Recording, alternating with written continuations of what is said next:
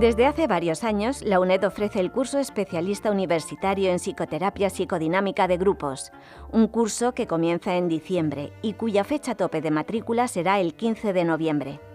Mónica Rodríguez Zafra es quien lo dirige y quien nos acompaña en este espacio. En esta pequeña entrevista, las preguntas sobre qué es la psicoterapia psicodinámica, cómo se forma un terapeuta o cuál es la teoría del apego, me han llevado al entendimiento, la compasión y la fragilidad del ser humano. Y me han entrado ganas no solo de apuntarme a dicho curso, sino de hacer toda la carrera. Espero que los futuros alumnos y los que, como yo, sabemos poco o nada de psicología, disfruten de esta media hora de programa.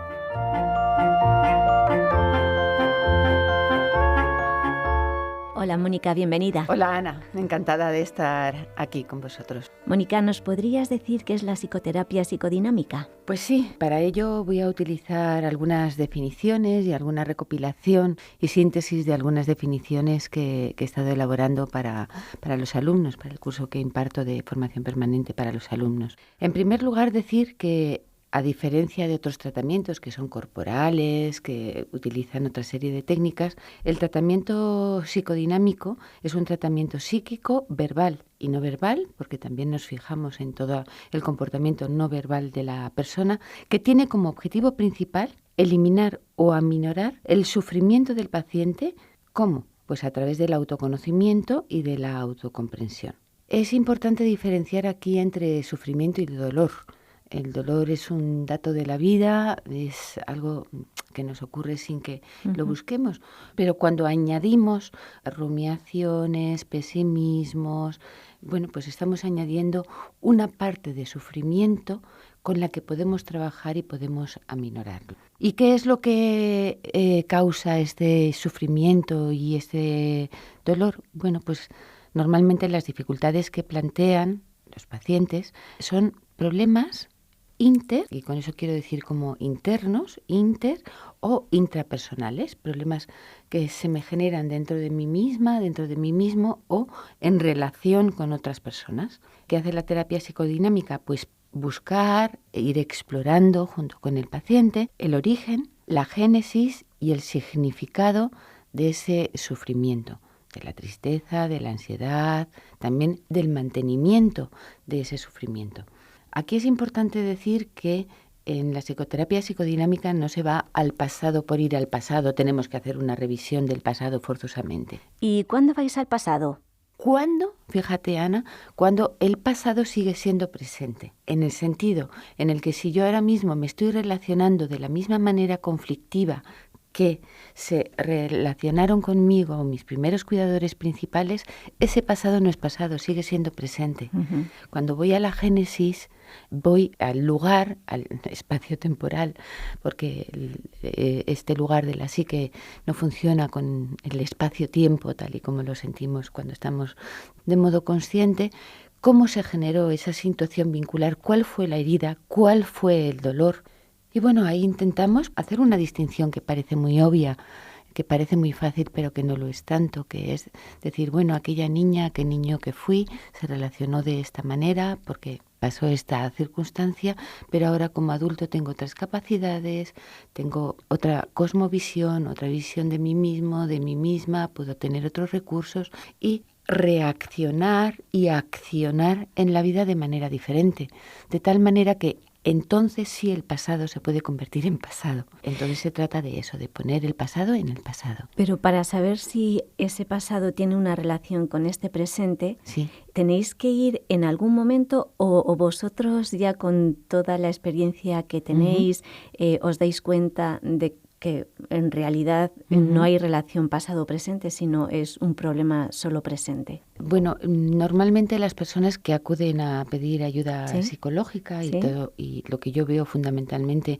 en las clases que imparto, es que la persona sabe si es una cosa puntual. Y vamos allá cuando vemos que no es algo puntual, sino que es algo que se ha repetido a lo largo de su vida. Perfecto. Es más, una persona que por decirlo de manera sencilla, bueno, de una manera en la que lo dice muy bonito también Boris Cyrulnik y lo planteaba Freud hablando de las series complementarias, una persona que, digamos, los primeros ladrillos de su vida, ¿no? Los primeros cimientos que se van poniendo en las relaciones primeras que vamos teniendo, normalmente cuando se plantea una dificultad en la vida adulta, pues tiene más recursos para resolverlo. Yeah. O sea que si se me presenta una dificultad, obviamente que mi pasado, por muy bueno que haya sido, no me da todas las herramientas, tengo que ir aprendiendo continuamente nuevas herramientas y hay circunstancias externas, traumáticas, por desgracia, suficientemente dolorosas como para que nos rompamos emocionalmente, pero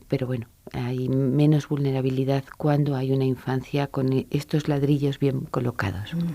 Y claro, para esto Malan, que es un autor clásico, algunos de sus ejemplos ya se han quedado bastante desfasados. Lo que señala de la terapia psicodinámica es muy bonito, porque habla de que en un clima de aceptación totalmente incondicional por parte del terapeuta, el terapeuta y el paciente pueden ir estableciendo una relación, y esto es muy importante, cuyo propósito es permitir, bueno, que el paciente pueda expresar de manera completamente genuina sus sentimientos, traerlos a la superficie, y a lo que me refiero con genuina y con la relación es que esa relación pueda ser de confianza, que realmente el paciente no se sienta juzgado, no se sienta evaluado, no sienta que, ay, esto lo has hecho mal, ¿no? Sino vamos a comprender, porque es en realidad lo que necesitamos cada uno de nosotros, ¿no? Y si vamos cada uno de las personas que nos esté escuchando,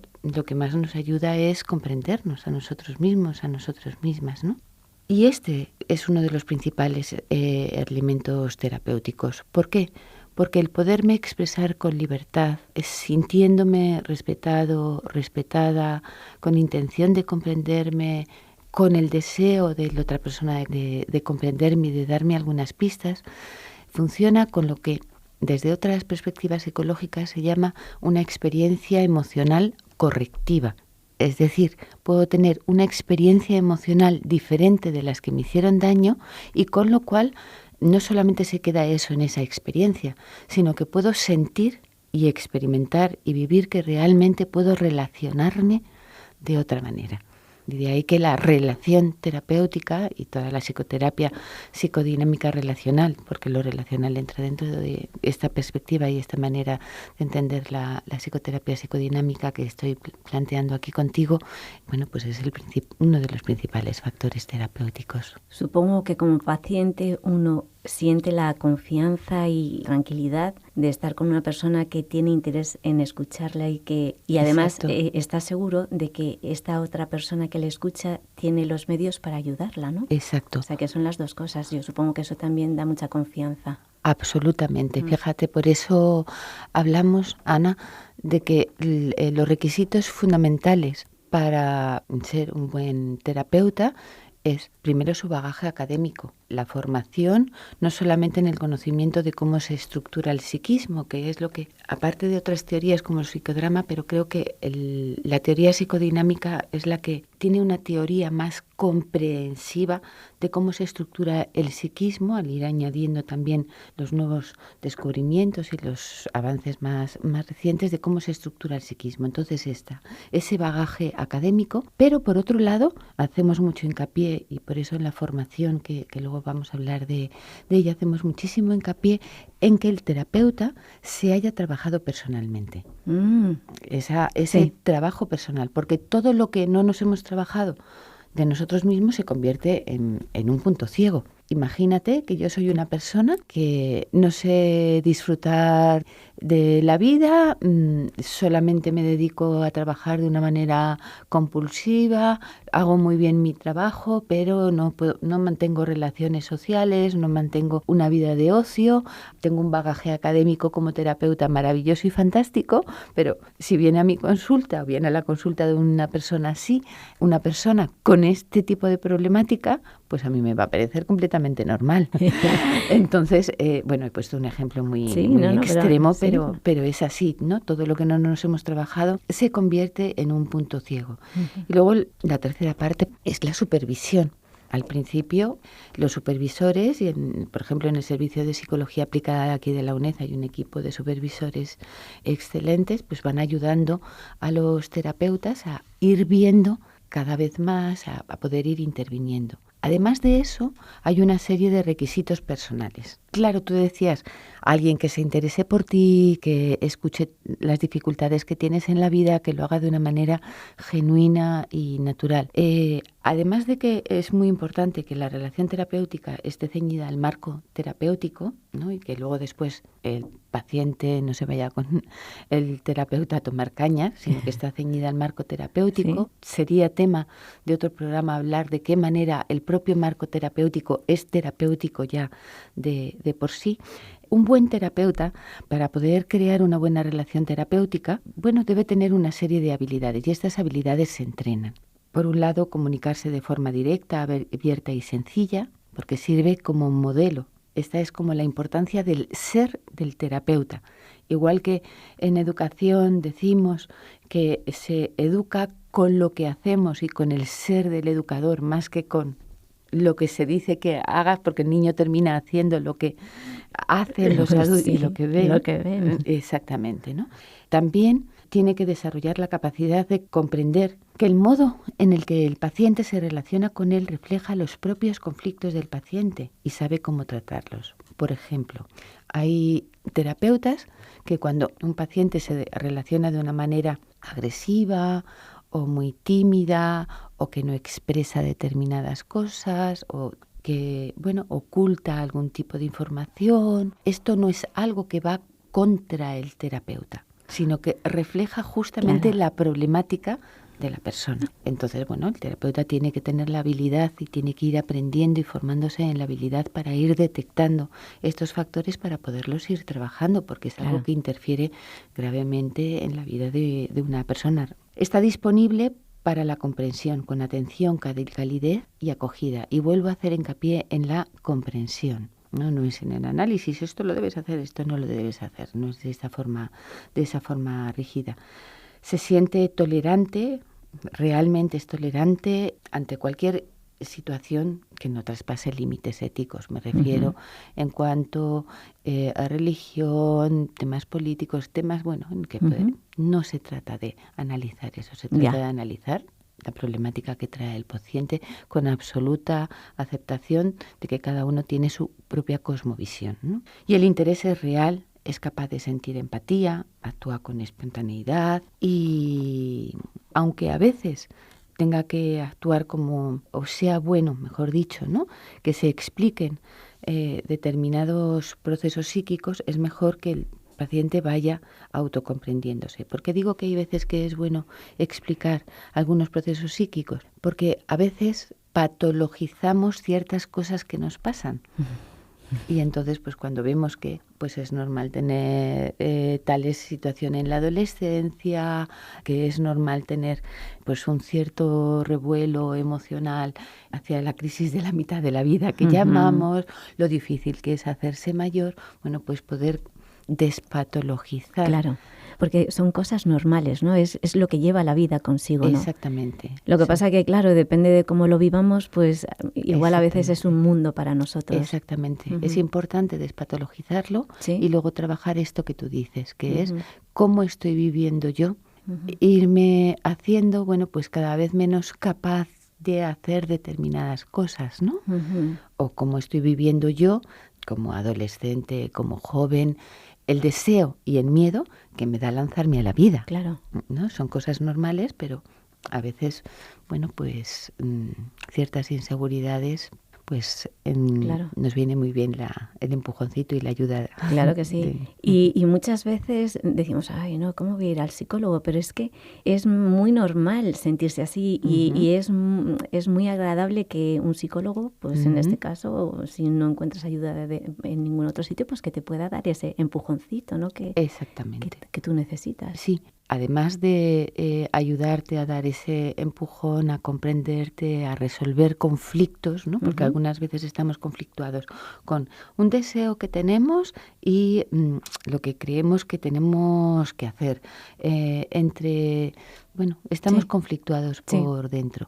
Además de resolver esos conflictos, esas dinámicas relacionales del pasado, porque fíjate, esas dinámicas relacionales del pasado se convierten también en conflictos intrapsíquicos, en el sentido en el que nos relacionamos con nosotros mismos, con nosotras mismas, del mismo modo que se relacionaron con nosotros en el pasado. Sí. ¿Entiendes? Sí, Como lo ese entiendo diálogo perfectamente. Sí. interno que tenemos que, Mónica, Sí. pues haz esto. No, Mónica, ¿cómo vas a hacer ese Sí, sí, sí, sí. pensamiento interno? Es como el diálogo exterior que también mantenemos con otras personas. Además de trabajar todo eso, también, y que eso nos ayuda a estar con una definición muy bonita, ahora no recuerdo el autor, ¿no? Que el objetivo fundamental de la terapia psicodinámica es que la persona se encuentre a gusto en su propia piel, aceptando nuestras limitaciones, aceptamos lo que podemos, aceptando lo que no podemos.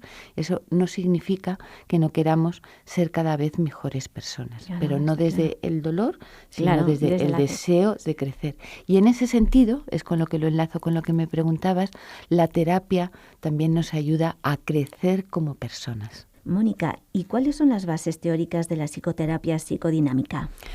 La terapia psicodinámica tiene una larga historia. Las primeras bases, los primeros fundamentos fueron puestos por la teoría psicoanalítica desarrollada por Freud y después también por todos los demás psicoanalistas que fueron pues añadiendo conocimiento teórico sobre todas las etapas de la vida que no había estudiado Freud, como Melanie Klein, Anna Freud, y ese es como un pilar fundamental que nos ayuda a comprender cómo se va estructurando el psiquismo. No obstante, desde entonces ha pasado mucho tiempo y entonces ha habido nuevas incorporaciones. Uh-huh. ¿Qué incorporamos en la formación? Pues incorporamos la teoría de las relaciones objetales, que llamamos así, que es cómo me he vinculado o cómo se han vinculado conmigo cuando era pequeño, pequeña, los cuidadores principales.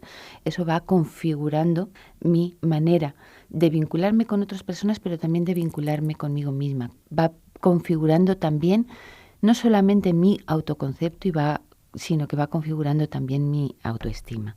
Luego también se incluye la teoría del self, incluyendo en esta, fíjate, he hablado hasta ahora como de la teoría del conflicto, se producen conflictos, ¿no? Entre situaciones diferentes que me resulta también difícil decidirme por algo porque hay como varias fuerzas que tiran de mí con la misma intensidad. Pero incluimos también dentro de la psicoterapia psicodinámica lo que llamamos la teoría del déficit. Kohut fue uno de los precursores de esta teoría, que lo que viene a decir es algo dolorosamente sencillo, o sea, sencillo de explicar pero muy doloroso de vivir, que es cuando ha habido carencias muy profundas en las infancias. Digamos que el máximo exponente es la depresión anaclítica que expone Spitz, que habla de los niños que no son tocados, que no son acariciados, que pueden llegar incluso a la muerte aunque estén cuidados. Algo que faltó en los pacientes, se observó que tenían pues un gran déficit tanto en su autoestima como en su capacidad relacional. Cuando falta empatía, apoyo suficiente para desarrollarse, cuando se limita la espontaneidad, cuando falta amor, cuando hay graves carencias de abandono, padres a los que le han retirado la tutela. Pues hay también incorporar la teoría del déficit, que es poder ir proporcionando al paciente aquello que no tuvo, asumiendo la herida de no haber tenido lo que no tuvo. Pero fíjate, yo lo que veo es que lo importante es el amor, ¿no? Absolutamente. O sea, que a lo mejor pues no tuvo unos pantalones, pero tuvo Exacto. un bañador. Exacto. Pero lo fundamental es eso, ¿no? Lo fundamental es el amor. Y lo fundamental, y los últimos estudios que se están haciendo acerca de la autoestima, es el que las personas adultas, los cuidadores principales, los padres, puedan transmitir a sus hijos, no que lo están haciendo muy bien, no una valoración, sino estoy feliz de estar contigo. Yo soy una fuente de felicidad, de bienestar, jugamos juntos, nos lo pasamos bien, me siento querido, me sienta querida. El que tenga un pantalón más o menos, no. No importa. No.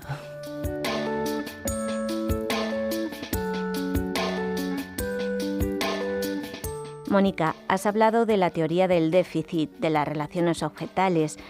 ¿Alguna otra teoría? También la teoría del apego. Sabemos que coincide mucho con lo que venimos hablando, que es si hemos tenido un apego con las figuras de referencia seguro, que nos han dado seguridad, pues ya vamos con una ventaja en el mundo muy, muy importante. Si hemos tenido un apego inseguro, ambivalente o desorganizado, pues todo eso es importante tenerlo en cuenta. Vuelvo a decir, no solamente es el conflicto, no solamente es la carencia, sino también es el apego, las relaciones objetales. Y últimamente, de unas décadas a esta parte, se está desarrollando mucho desde la neurociencia, que es algo que estoy teóricamente estudiando en profundidad, cómo se estructura el cerebro, cómo las zonas más relacionadas con la emoción se desarrollan tanto filogenéticamente como ontogenéticamente antes, y entonces se queda grabado a nivel emocional, algo que no podemos procesar a nivel cognitivo, racional, porque toda la corteza cerebral se desarrolla y nuestra capacidad de pensar, el lenguaje, se desarrolla posteriormente. Entonces, poner palabras a las experiencias anteriores, pues muchas veces es muy difícil. De ahí la importancia también de las terapias corporales, que también añadimos, de determinados ejercicios corporales, y de las experiencias vividas que van a esa parte emocional. Hay muchos hallazgos muy importantes de cómo la psicoterapia regula los niveles de neurotransmisores del cerebro, disminuye los niveles de ansiedad y de estrés, la palabra que cura, y también lo que se está viendo últimamente es cómo todas las conexiones autorreguladoras que van desde la corteza prefrontal hacia las zonas más emocionales del cerebro se incrementan, no con la intención de inhibir la emoción. No con la intención, así no trabajamos, sino de autorregular la emoción. Se sabe que las conexiones que hay desde las zonas más emocionales hacia la corteza son mayores, y la psicoterapia lo que hace es aumentar el número de conexiones, de uniones que hay entre la corteza prefrontal y las zonas emocionales del cerebro, dándonos esta capacidad de ir comprendiendo y autorregulando nuestras emociones. Me quedo sin palabras, ¿eh? Es que es súper interesante. Luego me dices algún libro o algo. Es absolutamente apasionante, sí. Libros integradores, pues están un autor que se llama Glenn Gabbard, Joan Coderch, que es de Barcelona y sigue escribiendo libros tremendamente interesantes. Hay una bibliografía extensa acerca del tema que proporcionamos a los alumnos y sobre la que yo también estoy trabajando. Luego hay artículos específicos, ¿no? Pero como manuales, estos que te señalo son manuales de referencia muy, muy significativos, importantes. Mónica, ¿hay algo que nos hayamos dejado por ahí, que no hayamos contado, que sea útil y necesario? Pues mira, fíjate, en esta línea que te estoy comentando, ¿no?, de la importancia de lo relacional y de la propia experiencia, la metodología de enseñanza que seguimos, tanto en psicoterapia individual en el Instituto de Interacción como en psicoterapia de grupo aquí en la UNED, en el curso de formación permanente, pues no es una enseñanza exclusivamente teórica, sino que lo que hacemos es tener la experiencia. Primero los profesores, las profesoras del curso, llevamos el grupo, explicamos después de que haya ocurrido la experiencia desde el punto de vista teórico lo que ha ocurrido, y una vez que ya han tenido los alumnos como un modelaje y las bases teóricas suficientes, pues es conocer cuáles son los factores terapéuticos fundamentales del grupo. Hablo ahora de la psicoterapia de grupo y las intervenciones terapéuticas que favorecen esos factores terapéuticos cuando ya tienen una base y un modelaje por lo que hemos hecho y trabajado los profesores del grupo, que después hacemos sesiones clínicas en las que explicamos qué hemos hecho, por qué los hemos hecho, qué es lo que hemos visto. Entonces los alumnos tienen esa parte de aprendizaje de la sesión clínica de lo que han vivido en la sesión de terapia, porque lo que hacen es, ellos constituyen el grupo terapéutico. Por eso se requiere de los alumnos, y por eso hago una entrevista inicial a cada uno de ellos, es una implicación personal.